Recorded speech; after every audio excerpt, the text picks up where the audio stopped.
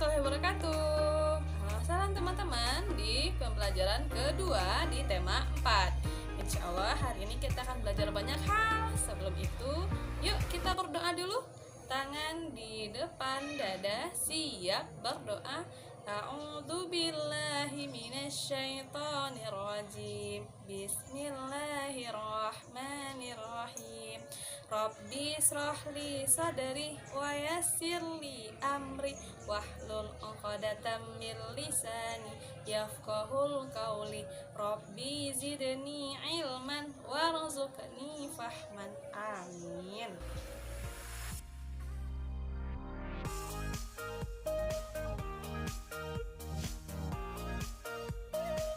Nah, teman-teman, kalau misalnya antum perhatikan, Ustazah sedang berada di mana ini? Ayo coba tebak, siapa yang tahu?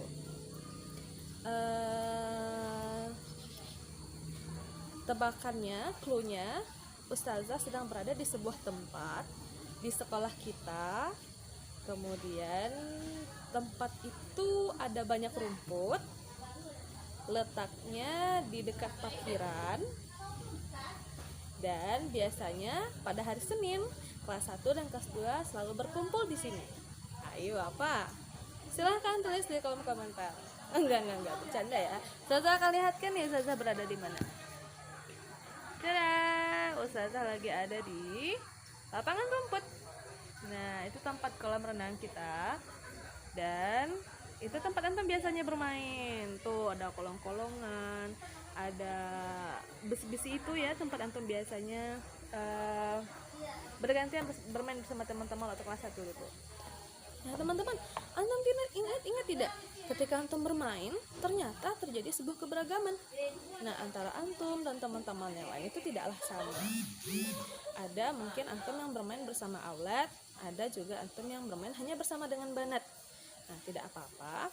Insya Allah Ustazah akan bahas kedua-duanya ya. Pertama, ketika kita bermain, ada beberapa keberagaman. Apa saja teman-teman? Nah, ayo tebak. Yang pertama, ada keberagaman jenis kelamin. Yang kedua, ada keberagaman tinggi badan. Yang ketiga, ada keberagaman berat badan. Nah, dalam sebuah permainan, antum juga mungkin akan memiliki hobi permainan yang berbeda-beda antara antum dan teman antum yang lain. Ketika salah seorang teman antum mengatakan main yuk, pasti di kepala antum sedang memikirkan permainan favorit atau permainan yang paling antum senangi untuk dimainkan bersama-sama dengan teman. Nah, teman-teman, ketika kita akan bermain, kita memusyawarahkan permainan, itu terjadi sebuah keberagaman. Namanya adalah keberagaman perbedaan pendapat atau keberagaman mainan kesukaan atau permainan favoritnya berbeda gitu ya. Nah, sikap antum untuk dapat bersatu meskipun dalam kondisi yang berbeda-beda atau beragam tadi adalah memusyawarahkan permainan yang akan antum mainkan bersama, lalu tetap kompak dan rukun dalam bermain. Apa aja ya sikap-sikap yang tidak boleh kita lakukan ketika bermain bersama teman? Iya teman-teman, yang pertama bermain dengan curang nggak boleh ya. Kemudian bermain dengan kasar, kemudian jahat kepada teman itu tidak boleh. Sebaliknya, sikap yang baik atau sikap terpuji yang menunjukkan sikap persatuan dan kesatuan saat bermain di sekolah adalah yang pertama, saling tolong menolong, kemudian bermain dengan rukun dan bergantian. Nah, itu salah satu sikapnya. Semoga dimanapun antum bermain, meskipun antum bermain di rumah atau antum bermain di tempat keluarga antum, ataupun bermain di sekolah nantinya, kita bisa melestarikan sikap persatuan dalam bermain bersama teman-teman ini. Amin ya. Nah, cerita tentang sekolah, sekarang yuk kita perhatikan lingkungan sekolah kita. Ada pepohonan yang hijau, udara yang sejuk, ruang kelas yang rapi, ada ventilasi ya, dan ada kamar mandi yang bersih, serta persediaan air yang cukup. Nah, ini kantin kita. Tuh ada tong sampahnya ya. Alhamdulillah di kantin kita jualannya makanan-makanan yang sehat ya teman-teman. Nah, ini ruang-ruang kelasnya. Dan halaman di depan kantor kepala sekolah. Ini kamar mandinya. Tuh, terdengar suara air yang mengalir ya. Wah. Bersih ya teman-teman. Alhamdulillahirrahmanirrahim. Nah, ini bangunan kelas 1. Tempat di mana antum belajar dulu waktu kelas 1 ya. Ini lapangannya. Alhamdulillah tidak ada sampah ya teman-teman. Dan ada tong sampah yang cukup. Serta air bersih dan sabun cuci tangan. Bagaimana pendapat antum tentang sekolah kita? Alhamdulillah, sekolah kita termasuk sekolah yang bersih. Karena ada pohon yang hijau, udara yang sejuk, ada air bersih, dan ruang kelas yang rapi. Ciri-ciri dari sekolah bersih dan sehat itu yang pertama halamannya bersih, banyak tumbuhan yang subur, ada tempat sampah, persediaan air bersih yang cukup, dan ruang kelasnya bersih dan cukup cahaya ya teman-teman. Nah, sekarang silakan untuk perhatikan gambar berikut ini.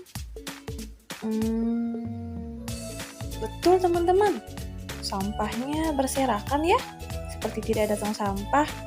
Nah, kalau sekolah kita seperti ini, pasti antum jadi tidak nyaman belajar. Sekolah yang rapi, bersih, dan sehat membuat suasana belajar menjadi nyaman dan lebih semangat. Teman-teman, kita harus bekerja sama untuk menjaga kebersihan dan kesehatan sekolah kita dengan cara membuang sampah pada tempatnya, memilih sampah yang berserakan, membersihkan kelas setiap hari, menyiram WC setelah digunakan, dan menutup tempat yang bisa membuat air tergenang.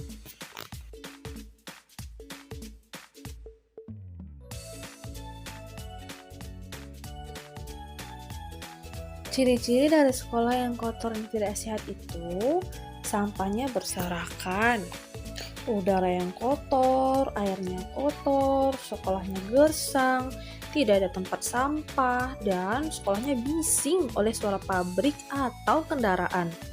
Kondisi seperti ini kita tidak bisa belajar dengan nyaman ya teman-teman, karena terganggu. Kalau antum perhatikan di sekolah kita ada 2 tong sampah loh, satunya sampah organik dan satunya lagi untuk tong sampah non-organik. Apa sih perbedaannya teman-teman? Sampah organik adalah sampah yang berasal dari alam seperti dari hewan dan tumbuhan. Sedangkan sampah non-organik sampah yang berasal dari manusia dan buatan manusia seperti kertas, plastik, kaleng.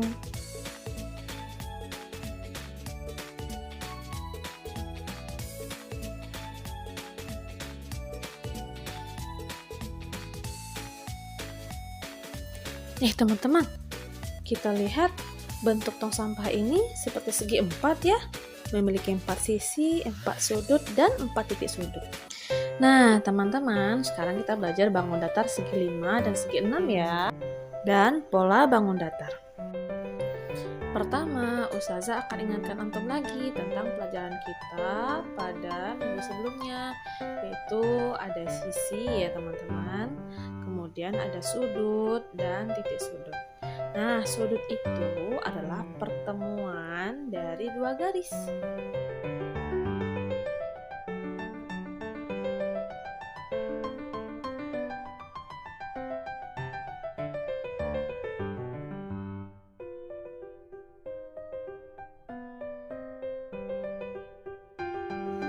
Nah, titik di sudut ini disebut dengan titik sudut.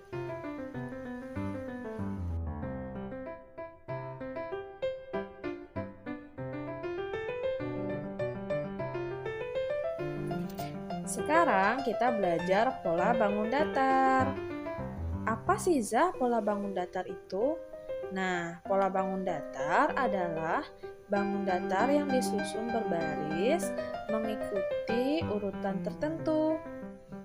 Nah, berdasarkan barisannya, antum bisa menebak bangun datar apa selanjutnya setelah bangun datar yang sebelumnya. Coba tebak apa?